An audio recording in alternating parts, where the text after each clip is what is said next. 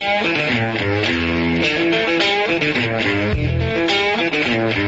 time for Life in the Fast Lane with Madison Morgan. Stay tuned now for relative, informative, timely, sometimes controversial and hot topics involving everyday life. In Madison's world, that would be Life in the Fast Lane. Your calls are welcome at 928-282. Benjamin DeHaven on today with us. Yep, I'm here. And how are you today? Oh, I'm pretty good. I'm, you know what Walter Cronkite said about retirement? You wake up with nothing to do, and by noon you're already behind. Yeah, tell me about it. So, not that I'm retired, but I feel like every day is that way here lately. Yeah. You just described Madison almost. If you'd have said wake up at noon, you would have described Madison. Yeah, see, I like waking up at noon. And then by the time 2:30 rolls around, I like to eat my dinner and then maybe go sit at the pool. Yeah, that's not a bad schedule. It's a full schedule. So I'm reading this, and at first I didn't know if Michael Enzo, Yeah, Enzo is a real person, a friend, or what? Do you two work together? We used to.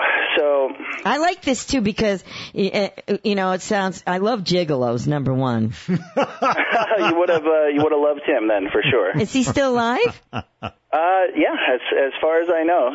So I would love this guy. He's been MIA for quite a while, and it's funny because there's a fine line between fiction and nonfiction. So I think what I'm allowed to say is this is a work of fiction based on factual events. So is he like a Ponzi guy too? Yeah, eventually. So him and I actually met in Chicago and have been friends for, over 20 years, and then had a little bit of a misunderstanding with a newspaper in New Orleans, an art paper that we owned, and he pauperized us and took off right after Hurricane Katrina, and then was a ghostwriter who originally was paid to write all sorts of things for celebrities, and then when the money ran dry, kind of started doing that without their permission. So really interesting character, someone who didn't need the money to begin with and just really lived a ridiculous lifestyle. So wait a minute. I got to get this clear. So he would write about people without them knowing about it, but made believe that it was them? Yes, at the end.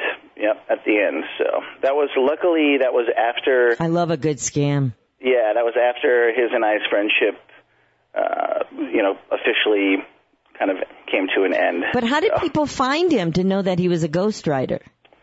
So he came from... His father was some type of a political speechwriter. And when I met him, he just always seemed to have money, always seemed to have, almost like, I don't know if you've ever accidentally gone to a Quick Star or an Amway convention and everybody seems to have on a $10,000 suit. Yep, accidentally, no. Yeah, selling vitamins and toilet paper and makeup, but he would have fit in perfect there. And we went to Kentucky Derby every year and cruises, and one of his fiancées actually lived on the Queen Mary 2 for 8 months. Wow. Yeah, so he kind of just came in and out. It's one of those... Was he attractive? Yeah, I mean, he's a decent-looking guy, and I'm not a psychiatrist, but if I had to guess, I would say I don't think any woman could probably fix him, although many tried. So he could have been bipolar, tripolar. I don't know. He could have had something where he would have had bouts of really being charming. Oh, sure. Yeah. He was definitely charming and loved to spend money and made you feel like you were about the most important thing in the world when you were there. But he was spending other people's money. Right. So that's where the wheels kind of came off. So in an effort then to make that money, he got into some pretty fraudulent activities. But you had to have a lot of fun with this guy. Oh yeah, I had a blast. I mean, traveled Europe, cruises. I mean, I had an ex-girlfriend who had a small dog she couldn't take care of, and that dog flew. He chartered a $20,000 jet to take the dog down to St. Martin just so it could run around and be free. Things like that. I love this ludicrous things. And a few years ago, we got in a little bit of trouble, or he got in trouble, and I got subpoenaed for questioning, and him and I. The root of this book was him, we owned this newspaper in New Orleans, and he was never present. And, of course, the newspaper was put entirely in my name. And it was funny because the prosecution asked me, they said, it didn't seem odd to you that you had a check made out to you and he wanted it back in cash? And I said, no, it didn't. I watched him buy a house for $400,000 in the French Quarter and a garbage bag full of cash. So it was an everyday occurrence with this guy.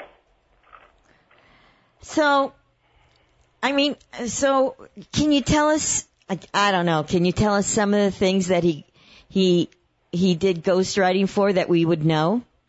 Well, so that's the fun thing about this book, this Confessions of a Self-Help Writer, is this is a portion of his journal and a portion of where I was, and kind of as an outsider, almost looking in, and then also as an insider with the deals that I was aware of. But we originally, I wanted to publish kind of the conspiracy expose, and the legal team with the publishing company was like, wow, this is really great, but let's tone this down a little bit until let's market this thing as a fiction book and see if it flies.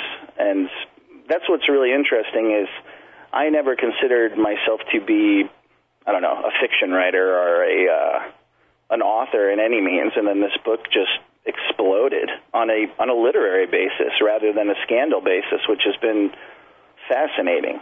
So I'm flying to Las Vegas tomorrow. We're having a release party for the book next week, and I was nominated for the Best New Voice in Fiction by the American Library Association. And during an interview with them, they said, wow, what does it feel like? And are you excited? And I said, all I can tell you is there must have been some horrible literature this year. You know who would probably the UK would love this. Yeah, it's funny because you remember that movie Confessions of it was with George Clooney and the guy he did the talk show host. Chuck Barris. Chuck Barris. Yeah. And was he like a CIA killer or something? He was Chuck Barris, the Gong Show host and producer. He was supposedly a CIA. Spy, he would do all these killings. Yeah. He was I believe it. Contract killer. Yeah. You believe it? Yeah, I do. Yeah. It's. I don't know if I'll get in trouble for this, but I figure we have a good liability policy. So George Clooney is actually mentioned in this book. Is he? Oh, no kidding. Yeah. So when we were in Chicago, actually, him and I worked on the television show ER together. I worked on the camera crew, and I'm not really sure what he did. Something on the producing end. And there's a portion of the book where, wasn't he? Yeah, he was on ER. This was a long time ago, and they came to Chicago just to shoot the exteriors, but Enzo actually hit Clooney in the face with a snowball, and they had to shut down the filming. Oh, I remember that. I remember hearing about that. Yeah. Yeah. Well, that was him. No kidding. Yeah. Did he do it on purpose? Yeah. The director of photography bet him that he wouldn't, and before he could even complete what the amount of the bet was, the snowball was out of his hand, and there was a rock inside of it apparently that cut his nose. Oh, okay. I wondered that would either have to be one heck of a large snowball, or it had to be chucked really hard. Yeah, but there was a rock. I think you just had a piece of asphalt gravel or something in the middle of it. Interesting. So he must be pretty well known. Yeah, he's like kind of that dark secret nobody wants to talk about. And yeah, because then if you, that's the kind of person that people don't really want to talk about because you don't want to be associated. Yeah, sure, and especially at the end. And just give me a big thing at the end. Well, his let's see, I don't know what I can give, but he I'll tell you. I'll give you a quote. This is not from him. This is his father, or his grandfather gave this quote. He said, "I drank more whiskey, slept with better-looking women, and smoked more cigars than Pulitzer and Hearst combined." So, he came from a very prominent family. One of the founding families of America, and the original name was not Enzo. So you changed his name? Right, yeah. So what we've done is changed his name and then try to put as much content as we can, like actual content up. So there's some breadcrumbs that you can find laying around, and my personal favorite is he gave an interview 5 or 6 years ago, and the reporter was some young man, and he had no idea that every question that he asked was answered from a line from a Warren Zevon song called "Mr. Excitable Boy" or something like that. So it's incredible. It's just like the most ridiculous interview ever. So we put that up on michaelenzo.com. So that and some of his old film work and things like that. Does he know where you live? I doubt it. I hope not. Because this is like a real scoundrel. Yeah, he definitely is, and that's the irony of this whole project is this.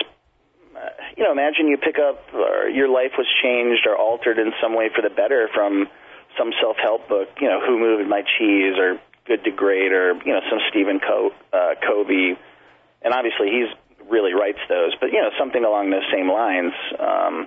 And then you realize that the guy's doing rails of blow in the bathroom and ripping people off.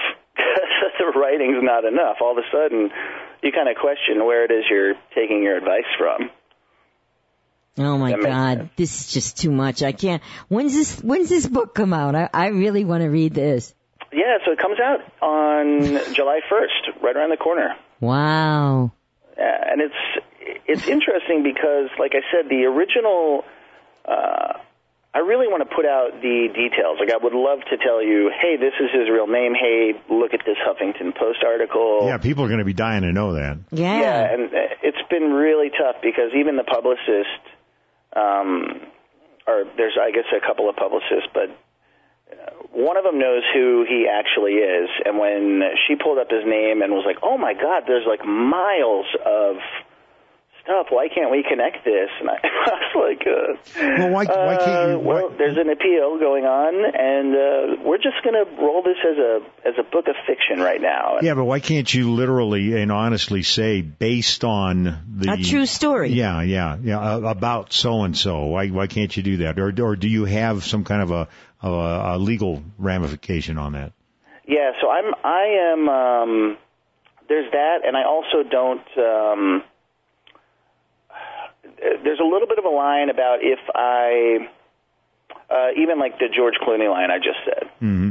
So the opening chapter of his journal was he was on the Oprah show. So she has a book coming out this year, and the opening line of the book is something of his journal is there's nothing more jarring to someone's self-worth than having Oprah tell them their entire existence isn't interesting enough to carry a 10-minute segment. So I would love, and I know the publisher would love to just punch that right into all of the Oprah press. Mm-hmm. But then the legality of it is then we're using Oprah Winfrey's name to sell books. This could be another thing, too. But you're telling the truth. Right. Yeah, but you know what? I think Benjamin you don't want to be incriminated either. Mm-hmm. There's a fear of big money too. Oh, sure. I mean, and you're talking about somebody who could beat the beef raisers in Texas. You know, there's a fear of right, wrong, or indifferent. Somebody can sometimes beat you to death with their money versus being right. Oh, yeah, absolutely. It's you know, there's reflections in this book about Enzo's father as well, and starting out, and there's a big money example in there. Him and his brother had a coffee distribution center, and they were, whatever it was, a nickel a cup in every store, you know, in the 60s, and I guess they took a portion of the market share, and Folgers at the time came in and basically said, listen, if you don't raise your price to what ours is, we are going to give a pound of free coffee to every person in a 30-mile radius until you go broke. Wow. So yeah, there's that fear of. Yeah. Did you meet any of his family? I have, yes. Did they seem real to you? No, in fact, it's really weird because him and I actually, and one of the underlying themes of the book is that him and I, you know, when he shuffled through these women, I actually fell in love with one of the girls that he was with, and you know, it's tempting to bring her into the light. She's somewhat of a mild celebrity, although not one that you would want your mother to find out about. Porn star? She, yeah. She's in the porn business, right? Yeah. So, you know, it's interesting because I'm just waiting for her to even catch a glimpse of it. And you married her? He married her, yeah. I never did. But you were in love with her? Yes, yeah. Yeah, when I was young and foolish and didn't know any better. No, you were spot on. Yeah, so well, you know listen, what they say. When you can find a good porn star, you're spot on. Is this the gal that ran for governor in California at one time? No. Okay. Initials JJ? No, that would be great though. Yeah. See, I have no idea what you guys are talking about. There's one girl who's actually got a book out this year, and her initials are AA. And yeah, she's pretty terrible. But they're all pretty terrible, to be honest with you. Some of them are actually pretty decent people, but we went to the AVN Awards, and let me tell you, that was one of the most disturbing events ever. So I know. I watch it. You know, you can see it on. You know, they show it on HBO or Showtime or one of them. But they're always playing it. You know, so there must be a lot of interest in it. And God. I mean, there's who knows? But so the project is we have a. See, you're not giving. I'm going to tell you something, Benjamin. I'm a little disappointed in you because you're not giving me a lot of stuff here. Yeah, well. What? He just admitted to you that he had a love affair with Arizona, right? He didn't have the affair, but it was from far away. I'm sure he had some throwovers from the guy Michael. Right. Sure. Yeah. I bet you're good looking too. I don't know. I'm okay. I'm humble, but I have a really high self-esteem. Okay. Are you married? No. Oh, this is great. Yeah, because I don't think you're the marrying type. He's not married. No, there's actually there's some great pictures on DeHaven.com. Wait a minute. What was that again? B is in Bravo, and then DeHaven, DeHaven. .com.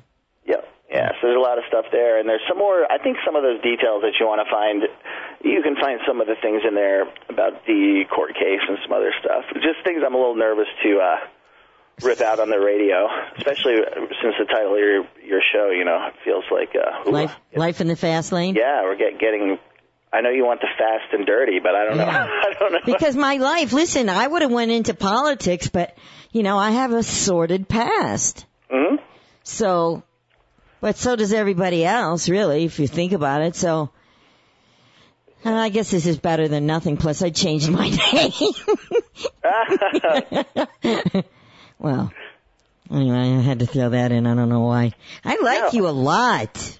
Oh, thanks. I appreciate it. Yeah. I actually, I like you as well. I listened to a couple of your interviews. Oh, really? Yeah, like a few weeks ago, and it sounded really fun. So I was excited she could be the subject of your next book. Oh. Sure. Yeah. Yeah, and then we'll get a list together of all the stuff you don't want to. I know a lot of stuff, but it has to do with let's say an organization. There's almost nothing about Madison's life that she wants exposed. Right. Well, that's the best. That's what people want to read. I mean, I guess there's been enough time that's passed. Yeah, in her case, you have to change the names to protect the guilty. Yeah, well, they're very funny stories, but they're all true, you know? I mean, I lived in New York and, you know. Ah, yeah, good old New York. I was there for Book Expo America a few weeks ago. How was it? I have a love-hate relationship with that city. Do you? Yeah, you know. Doesn't everybody? No. I lost You my can't have a virginity love-hate there, but also- relationship with New York. You love to live there. No, you love to visit there, and you hate to live there. No, living there's the best. Isn't that everybody? And then I moved to Jersey, and, you know, it was terrible. Like, you know, at least in New York, you could get drunk or whatever and get a cab, and then your doorman made sure you got into your apartment, you know what I mean? But when you live in Jersey and you're partying in New York, it's, you know, and then you got to take the train home. It's not that much fun. Oh, no, the train home is great. You think so? Yeah, I always used to pour a little bit. I get a shot of wild turkey, which I could never stomach, but I'd dump it down the front of my shirt and then just pretend to be passed out. Oh, I would always twitch and stuff and make people think I was, you know, I had like tics or something to leave me alone. Because guys, you know how guys are on those trains. Yeah, that's trying to whip out things that shouldn't be whipped out. Yeah, what is that? I don't know. One guy, I just stared him down, you know. I was just, you know, I didn't say a word. I just wanted him to whip it out, you know. I can't believe we talk. This is supposed to be. Nowadays, that would be filmed. That'd be on YouTube somewhere. I know. Yeah. I missed some golden opportunities. That's right. I know. It's funny because all the stuff that goes up online is kind of tame to especially some of the stuff in the Confessions book and even your story you're talking about, I'm sure. I swear, you know, you and I would really hang out. We'd have a blast. Yeah, well, you should. You know, we have a book release party in Vegas. We're actually. But that's July 1st. No, June 27th. Oh, June 27th. And where? It's at the Hustler Club. We're going to go to the American Library Association and hopefully accept our best new voice in fiction, and then invite all of the librarians over to the Hustler Club for free lap dances and $2,000 bottles of Grey Goose.